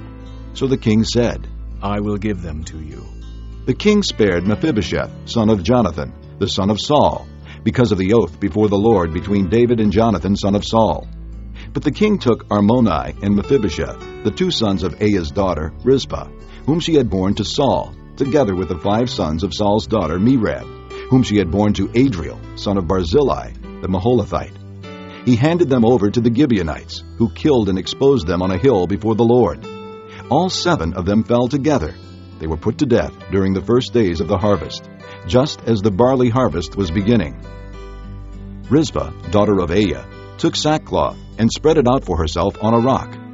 From the beginning of the harvest till the rain poured down from the heavens on the bodies, she did not let the birds of the air touch them by day, or the wild animals by night. When David was told what Aiah's daughter Rizpah, Saul's concubine, had done, he went and took the bones of Saul and his son Jonathan from the citizens of Jabesh-Gilead. They had taken them secretly from the public square at Bethshan, where the Philistines had hung them after they struck Saul down on Gilboa. David brought the bones of Saul and his son Jonathan from there, and the bones of those who had been killed and exposed were gathered up. They buried the bones of Saul and his son Jonathan in the tomb of Saul's father Kish at Zelah in Benjamin, and did everything the king commanded.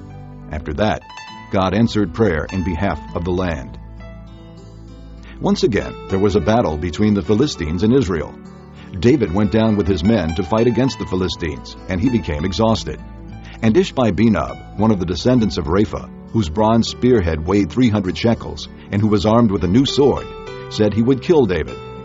But Abishai, son of Zeruiah, came to David's rescue. He struck the Philistine down and killed him. Then David's men swore to him, saying, "Never again will you go out with us to battle, so that the lamp of Israel will not be extinguished." In the course of time, there was another battle with the Philistines at Gob. At that time, Sibbecai, the Hushathite, killed Saph, one of the descendants of Rapha. In another battle with the Philistines at Gob, Elhanan, son of Jaare-Oregim, the Bethlehemite, killed Goliath the Gittite, who had a spear with a shaft like a weaver's rod. In still another battle, which took place at Gath, there was a huge man with 6 fingers on each hand and 6 toes on each foot, 24 in all. He also was descended from Rapha. When he taunted Israel, Jonathan, son of Shimeah, David's brother, killed him. These 4 were descendants of Rapha in Gath, and they fell at the hands of David and his men. Chapter 22. David sang to the Lord the words of this song when the Lord delivered him from the hand of all his enemies and from the hand of Saul. He said, "The Lord is my rock, my fortress and my deliverer. My God is my rock in whom I take refuge, my shield and the horn of my salvation. He is my stronghold, my refuge and my Savior. From violent men you save me. I call to the Lord who is worthy of praise, and I am saved from my enemies. The waves of death swirled about me. The torrents of destruction overwhelmed me. The cords of the grave coiled around me. The snares of death confronted me. In my distress, I called to the Lord. I called out to my God. From his temple, he heard my voice. My cry came to his ears. The earth trembled and quaked. The foundations of the heavens shook. They trembled because he was angry. Smoke rose from his nostrils. Consuming fire came from his mouth. Burning coals blazed out of it. He parted the heavens and came down. Dark clouds were under his feet. He mounted the cherubim and flew. He soared on the wings of the wind.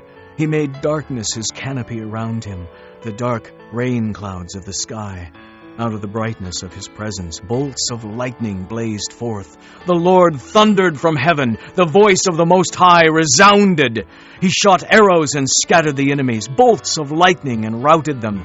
The valleys of the sea were exposed, and the foundations of the earth laid bare at the rebuke of the Lord, at the blast of breath from his nostrils. He reached down from on high and took hold of me. He drew me out of deep waters. He rescued me from my powerful enemy, from my foes who were too strong for me. They confronted me in the day of my disaster, but the Lord was my support. He brought me out into a spacious place. He rescued me because he delighted in me. The Lord has dealt with me according to my righteousness. According to the cleanness of my hands, he has rewarded me. For I have kept the ways of the Lord. I have not done evil by turning from my God. All his laws are before me. I have not turned away from his decrees. I have been blameless before him and have kept myself from sin. The Lord has rewarded me according to my righteousness, according to my cleanness in his sight. To the faithful you show yourself faithful. To the blameless you show yourself blameless. To the pure you show yourself pure. But to the crooked you show yourself shrewd. You save the humble, but your eyes are on the haughty to bring them low. You are my lamp, O Lord. The Lord turns my darkness into light. With your help, I can advance against a troop. With my God, I can scale a wall. As for God, his way is perfect. The word of the Lord is flawless. He is a shield for all who take refuge in him. For who is God besides the Lord? And who is the rock except our God? It is God who arms me with strength and makes my way perfect. He makes my feet like the feet of a deer. He enables me to stand on the heights. He trains my hands for battle. My arms can bend a bow of bronze. You give me your shield of victory. You stoop down to make me great. You broaden the path beneath me so that my ankles do not turn. I pursued my enemies and crushed them. I did not turn back till they were destroyed. I crushed them completely, and they could not rise. They fell beneath my feet. You armed me with strength for battle. You made my adversaries bow at my feet. You made my enemies turn their backs in flight, and I destroyed my foes. They cried for help, but there was no one to save them. To the Lord, but he did not answer. I beat them as fine as the dust of the earth. I pounded and trampled them like mud in the streets. You have delivered me from the attacks of my people. You have preserved me as the head of nations. People I did not know are subject to me, and foreigners come cringing to me. As soon as they hear me, they obey me. They all lose heart. They come trembling from their strongholds. The Lord lives! Praise be to my rock! Exalted be God, the rock, my Savior. He is the God who avenges me, who puts the nations under me, who sets me free from my enemies. You exalted me above my foes. From violent men you rescued me. Therefore, I will praise you, O Lord, among the nations. I will sing praises to your name. He gives his king great victories. He shows unfailing kindness to his anointed, to David and his descendants forever. Chapter 23. These are the last words of David. The oracle of David, son of Jesse. The oracle of the man exalted by the Most High, the man anointed by the God of Jacob, Israel's singer of songs. The Spirit of the Lord spoke through me. His word was on my tongue. The God of Israel spoke. The rock of Israel said to me, when one rules over men in righteousness, when he rules in the fear of God, he is like the light of morning at sunrise, on a cloudless morning, like the brightness after rain that brings the grass from the earth? Is not my house right with God? Has he not made with me an everlasting covenant, arranged and secured in every part? Will he not bring to fruition my salvation and grant me my every desire? But evil men are all to be cast aside like thorns, which are not gathered with the hand. Whoever touches thorns uses a tool of iron or the shaft of a spear. They are burned up where they lie. These are the names of David's mighty men. Josheb-Bashebeth, a Tekemonite, was chief of the three. He raised his spear against 800 men, whom he killed in one encounter. Next to him was Eleazar, son of Dodai, the Ahohite. As one of the three mighty men, he was with David when they taunted the Philistines gathered at Pasdammim for battle. Then the men of Israel retreated, but he stood his ground and struck down the Philistines till his hand grew tired and froze to the sword. The Lord brought about a great victory that day. The troops returned to Eleazar, but only to strip the dead. Next to him was Shammah, son of Agi, the Hararite. When the Philistines banded together at a place where there was a field full of lentils, Israel's troops fled from them. But Shammah took his stand in the middle of the field. He defended it and struck the Philistines down, and the Lord brought about a great victory.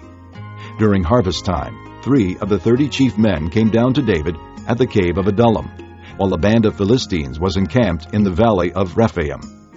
At that time, David was in the stronghold, and the Philistine garrison was at Bethlehem. David longed for water and said, "Oh, that someone would get me a drink of water from the well near the gate of Bethlehem." So the 3 mighty men broke through the Philistine lines, drew water from the well near the gate of Bethlehem, and carried it back to David. But he refused to drink it. Instead, he poured it out before the Lord. "Far be it from me, O Lord, to do this," he said. "Is it not the blood of men who went at the risk of their lives?" And David would not drink it. Such were the exploits of the 3 mighty men. Abishai, the brother of Joab, son of Zeruiah, was chief of the 3.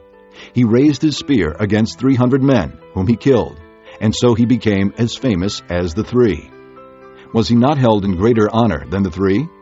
He became their commander, even though he was not included among them. Benaiah, son of Jehoiada, was a valiant fighter from Kabzeel, who performed great exploits. He struck down 2 of Moab's best men. He also went down into a pit on a snowy day and killed a lion, and he struck down a huge Egyptian. Although the Egyptian had a spear in his hand, Benaiah went against him with a club. He snatched the spear from the Egyptian's hand and killed him with his own spear.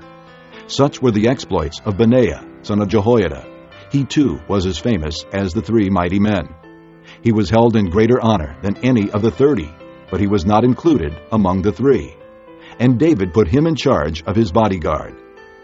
Among the 30 were Asahel, the brother of Joab, Elhanan, son of Dodo, from Bethlehem, Shammah the Haradite, Elika the Haradite, Helez the Paltite, Ira, son of Ikesh, from Tekoa, Abiezer from Anathoth, Mebunai the Hushathite, Zalman the Ahohite, Maharai the Netophathite, Helid, son of Baanah the Netophathite, Ithai, son of Ribai, from Gibeah in Benjamin, Benaiah the Pirathonite, Hiddai from the ravines of Gaash, Abi-Alban the Arbathite, Asmaveth the Barhumite, Eliabah the Shaalbanite, the sons of Jashan, Jonathan, son of Shammah the Hararite, Ahiam, son of Sherar the Hararite, Eliphalet, son of Ahasbai, the Maacathite, Eliam, son of Ahithophel, the Gilonite, Hezro, the Carmelite, Pearai, the Arbite, Igal, son of Nathan, from Zobah, the son of Hagrai, Zelek, the Ammonite, Naharai, the Beerothite, the armor-bearer of Joab, son of Zeruiah, Ira, the Ithrite, Gareb, the Ithrite, and Uriah, the Hittite. There were 37 in all. Chapter 24. Again the anger of the Lord burned against Israel, and he incited David against them, saying, Go and take a census of Israel and Judah. So the king said to Joab and the army commanders with him, Go throughout the tribes of Israel from Dan to Beersheba, and enroll the fighting men, so that I may know how many there are. But Joab replied to the king, May the Lord your God multiply the troops 100 times over, and may the eyes of my lord the king see it. But why does my lord the king want to do such a thing? The king's word, however, overruled Joab and the army commanders. So they left the presence of the king to enroll the fighting men of Israel. After crossing the Jordan, they camped near Aroer, south of the town in the gorge, and then went through Gad and on to Jazer. They went to Gilead and the region of Tatim-Hadshai, and on to Dan-Jain, and around towards Sidon. Then they went toward the fortress of Tyre, and all the towns of the Hivites and Canaanites. Finally, they went on to Beersheba, in the Negev of Judah. After they had gone through the entire land, they came back to Jerusalem at the end of 9 months and 20 days. Joab reported the number of the fighting men to the king. In Israel, there were 800,000 able-bodied men who could handle a sword, and in Judah, 500,000. David was conscience-stricken after he had counted the fighting men, and he said to the Lord, I have sinned greatly in what I have done. Now, O Lord, I beg you, take away the guilt of your servant. I have done a very foolish thing. Before David got up the next morning, the word of the Lord had come to Gad the prophet, David's seer. Go and tell David, this is what the Lord says. I am giving you 3 options. Choose one of them for me to carry out against you. So Gad went to David and said to him, Shall there come upon you 3 years of famine in your land? Or 3 months of fleeing from your enemies while they pursue you? Or 3 days of plague in your land? Now then, think it over, and decide how I should answer the one who sent me. David said to Gad, I am in deep distress. Let us fall into the hands of the Lord, for his mercy is great, but do not let me fall into the hands of men. So the Lord sent a plague on Israel from that morning until the end of the time designated, and 70,000 of the people from Dan to Beersheba died. When the angel stretched out his hand to destroy Jerusalem, the Lord was grieved because of the calamity, and said to the angel who was afflicting the people, Enough. Withdraw your hand. The angel of the Lord was then at the threshing floor of Araunah the Jebusite. When David saw the angel who was striking down the people, he said to the Lord, I am the one who has sinned and done wrong. These are but sheep. What have they done? Let your hand fall upon me and my family. On that day, Gad went to David and said to him, Go up and build an altar to the Lord on the threshing floor of Araunah the Jebusite. So David went up, as the Lord had commanded through Gad. When Araunah looked and saw the king and his men coming toward him, he went out and bowed down before the king with his face to the ground. Araunah said, Why has my lord the king come to his servant? To buy your threshing floor, David answered, so I can build an altar to the Lord, that the plague on the people may be stopped. Araunah said to David, Let my lord the king take whatever pleases him, and offer it up. Here are oxen for the burnt offering, and here are threshing sledges, and ox yokes for the wood. O king, Araunah gives all this to the king. Araunah also said to him, May the Lord your God accept you. But the king replied to Araunah, No, I insist on paying you for it. I will not sacrifice to the Lord my God burnt offerings that cost me nothing. So David bought the threshing floor and the oxen, and paid 50 shekels of silver for them. David built an altar to the Lord there, and sacrificed burnt offerings and fellowship offerings. Then the Lord answered prayer in behalf of the land, and the plague on Israel was stopped.